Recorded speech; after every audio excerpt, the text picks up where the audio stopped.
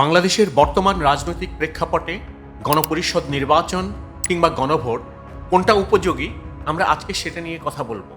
গণপরিষদ নির্বাচন কেন হয়? এটি একটি সম্পূর্ণ নতুন সংসদ গঠনের জন্য হয়, যেখানে জনগণ প্রতিনিধি নির্বাচন করে, রাজনৈতিক দলগুলো অংশগ্রহণ করে এবং জাতির ভবিষ্যতের নীতিমালা নির্ধারণে সরাসরি ভূমিকা রাখে।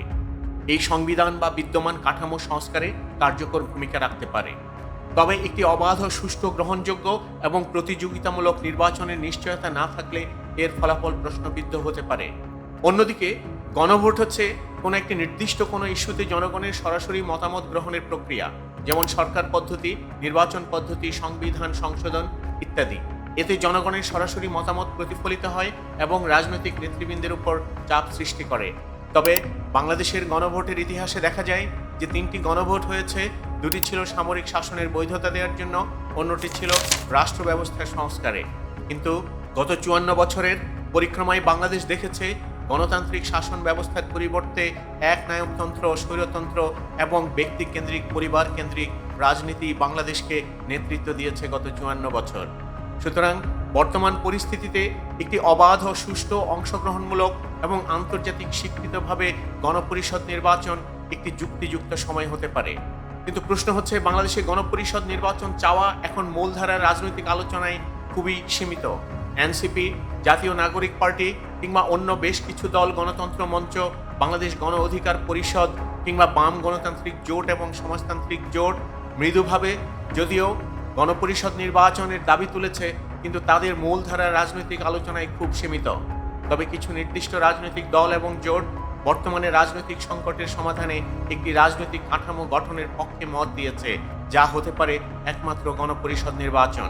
সবগুলো দলেরই গণতন্ত্র মঞ্চের, যেমন নাগরিক ঐক্য, বিপ্লবী ওয়ার্কার্স পার্টি কিংবা বাসদ গণসংহতি আন্দোলন, ভাসানী অনুসারী প্রত্যক্ষ বা পরোক্ষভাবে বলছেন সংবিধানের কাঠামো পুনর্গঠনের জন্য একটি অন্তর্বর্তীকালীন সরকার এবং নতুন জাতীয় সংলাপ প্রয়োজন, যা কার্যত গণপরিষদ নির্বাচনের পথ উন্মুক্ত করবে। বাংলাদেশ গণ অধিকার পরিষদের নুরুল হক নূরের নেতৃত্বাধীন দলটিও বর্তমান সংসদ এবং রাজনৈতিক কাঠামোতে পরিবর্তন আনার পক্ষে। তারা নতুন রাজনৈতিক সামাজিক চুক্তির কথা বলছে, যা অনেকটা গণপরিষদ নির্বাচন সংক্রান্ত আলোচনার সাদৃশ্য বহন করে। বাম গণতান্ত্রিক জোট কিংবা অন্য সমাজতান্ত্রিক জোটগুলো অনেক দল সংবিধান এবং রাজনৈতিক কাঠামোর পরিবর্তন চায়। উক্ত কাঠামো বাস্তবায়নে নতুন গণপরিষদ নির্বাচন বা পুনর্গঠনমূলক নির্বাচনের দাবি উল্লেখযোগ্যভাবে সবার সামনে উঠে এসেছে। বিএনপি এবং অন্যান্য বৃহৎ রাজনৈতিক দলগুলো যেমন গণপরিষদ নির্বাচনের বিরোধী, তারা আগামী 2025 ডিসেম্বরের মধ্যে জাতীয় নির্বাচন আশা করছে। তারা এর দাবিতে সরকারের পদত্যাগ এবং আন্দোলনে ঝাঁপিয়ে পড়ারও প্রতিশ্রুতি ব্যক্ত করেছে। বাংলাদেশে সরাসরি গণভোট আয়োজনের দাবি খুব একটা সাধারণ নয়, তবে নির্দিষ্ট ইস্যুতে বা রাজনৈতিক সংকটের সমাধানে জনগণের মত নেওয়ার বিকল্প পথ হিসেবে কিছু দল এবং মহল গণভোটের পক্ষে অবস্থান নেয়। এখন প্রশ্ন হচ্ছে, গণভোট কেন প্রয়োজন বাংলাদেশে? আমরা জানি গণপরিষদ নির্বাচন কিংবা বর্তমান অন্তর্বর্তী সরকার কর্তৃক গঠিত যতগুলো সংস্কার কমিশন আছে, সবগুলো সংস্কার সাধনের জন্য অথবা প্রয়োজনীয় এবং সম্ভব যতদূর সংস্কার সাধন করে বাংলাদেশের মানুষকে একটি প্রগতিশীল রাষ্ট্রে নিয়ে যাওয়ার জন্য বর্তমান জাতীয় ঐক্যমত কমিশন যে প্রক্রিয়ার মধ্য দিয়ে যাচ্ছে, সেই প্রক্রিয়া আরও বেশি বিস্তৃত এবং আলোচনা সাপেক্ষে প্রত্যেকটি রাজনৈতিক দলকে একই প্ল্যাটফর্মে এনে আগামী 5 বছর বর্তমান অন্তর্বর্তী সরকারকে ডক্টর ইউনূসের নেতৃত্বে উক্ত সংস্কারগুলো সাধনের মাধ্যমে বাংলাদেশকে একটি ভবিষ্যতের রাষ্ট্র হিসেবে গড়ে তুলতে সাধারণ ছাত্র জনতা মুখিয়ে আছে। সাধারণ ছাত্র জনতা আরও মুখিয়ে আছে প্রয়োজনে গণ আন্দোলনে যাবে গণভোটের দাবিতে। কেন গণভোট প্রয়োজন? বর্তমান অন্তর্বর্তী সরকারকে আগামী 5 বছর অথবা ডক্টর ইউনূসের নেতৃত্বাধীন সরকারকে আগামী 5 বছর দায়িত্ব দেওয়া হবে বাংলাদেশকে পুনর্গঠনের জন্য। এটা ঠিক, ডক্টর মোহাম্মদ ইউনূসকে 5 বছরের জন্য রাষ্ট্রের প্রধান হিসাবে নিয়োগ বা নির্বাচিত করার বিষয়টি বাংলাদেশের বিদ্যমান সংবিধান, রাজনৈতিক কাঠামো ও বাস্তবতা অনুযায়ী খুব সহজ কাজ নয়। তবে আপনি যদি একটি গঠনমূলক এবং রাজনৈতিক সংকট নিরসনে একটি সম্মিলিত জাতীয় সমাধানের প্রস্তাব নিয়ে চিন্তা করেন, তাহলে কিছু প্রস্তাব হতে পারে ডক্টর ইউনূসকে আগামী 5 বছরের জন্য রাষ্ট্রের প্রধান করা যেতে পারে। এর সম্ভাব্য পন্থাগুলো যেমন জাতীয় সংলাপের মাধ্যমে সর্বদলীয় সমঝোতা এবং একটি অন্তর্বর্তীকালীন জাতীয় সরকার গঠন। রাজনৈতিক সংকট নিরসনে সব প্রধান রাজনৈতিক দল এবং সুশীল সমাজের অংশগ্রহণে একটি জাতীয় সংলাপ অনুষ্ঠিত হওয়া খুবই জরুরি। সেই সংলাপের মাধ্যমে ডক্টর মোহাম্মদ ইউনূসকে একজন অরাজনৈতিক নিরপেক্ষ সম্মানিত ব্যক্তি হিসেবে অন্তর্বর্তী সরকারের প্রধান হিসেবে মনোনয়ন দেওয়া, সাধারণ জনগণের দাবি এবং প্রয়োজনে গণভোটের আয়োজন করে তাকে সেই দায়িত্ব দেয়া হোক এবং এই সরকার 5 বছর মেয়াদে নির্বাচন সংস্কার, গণতন্ত্র পুনর্গঠন, গণপরিষদ নির্বাচন এবং একটি নতুন সংবিধান প্রণয়নের প্রক্রিয়া সম্পন্ন করবে। অন্য আরেকটি পদ্ধতি হতে পারে সংবিধান সংশোধনের মাধ্যমে বিশেষ জাতীয় সরকার কাঠামো গঠন। বর্তমান সংবিধানের আলোকে একটি জাতীয় সংকটকালীন সরকার বা সংবিধান পুনর্গঠনকালীন অন্তর্বর্তী রাষ্ট্র কাঠামো গঠনের বিধান তৈরি করা যেতে পারে। সেখানে একজন নিরপেক্ষ, আন্তর্জাতিকভাবে স্বীকৃত, সম্মানিত ব্যক্তি ডক্টর ইউনূসকে দায়িত্ব দেয়া যেতে পারে। তৃতীয় পন্থাটি স্বাভাবিক সাধারণ মানুষের চাওয়া পাওয়া, গণ আন্দোলন এবং নাগরিক চাপে রাজনৈতিক দলসমূহ একটি নিরপেক্ষ ব্যক্তিকে প্রধান হিসাবে গ্রহণ করতে বাধ্য হয়, যা হতে পারে গণভোটের মাধ্যমে। সাধারণ ছাত্র জনতা যদি গণ আন্দোলনে ঝাঁপিয়ে পড়ে গণভোটের দাবিতে ডক্টর ইউনূসকে আগামী 5 বছর রাষ্ট্র ক্ষমতায় দেখতে চায়, রাষ্ট্র গঠনে তার সম্পূর্ণ সহযোগিতা এবং সাধারণ জনগণের সহযোগিতা নিয়ে যদি সাধারণ ছাত্র জনতা আবার আন্দোলনে ঝাঁপিয়ে পড়ে, তাহলে হয়তো গণভোট দিয়ে বর্তমান অন্তর্বর্তী সরকারের প্রধান ডক্টর মোহাম্মদ ইউনূসকে রাষ্ট্রপ্রধান হিসেবে 5 বছরের দায়িত্ব দেয়া যেতে পারে।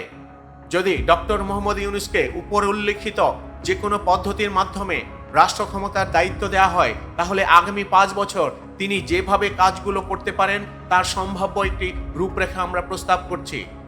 প্রথম পর্ব, জাতীয় ঐক্যমতের প্রস্তুতি, যেটা 2 থেকে 6 মাস লাগতে পারে।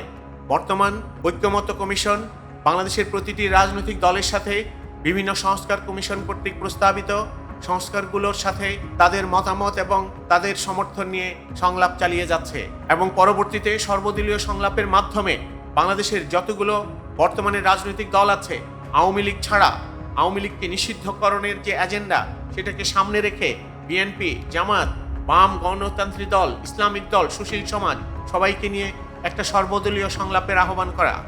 বিদেশি মিত্রদের দ্বারা যেমন ইন্টারন্যাশনাল ফ্যাসিলিটেশন প্যানেল তৈরি করা যেতে পারে, যেমন জাতিসংঘ, ওআইসি, ইইউ, কমনওয়েলথ কিংবা অন্য যে কোনো দাতা সংস্থার সাহায্যে এবং দাতা সংস্থাগুলোর সমন্বয়ে একটি ইন্টারন্যাশনাল ফ্যাসিলিটেশন প্যানেল গঠন করা।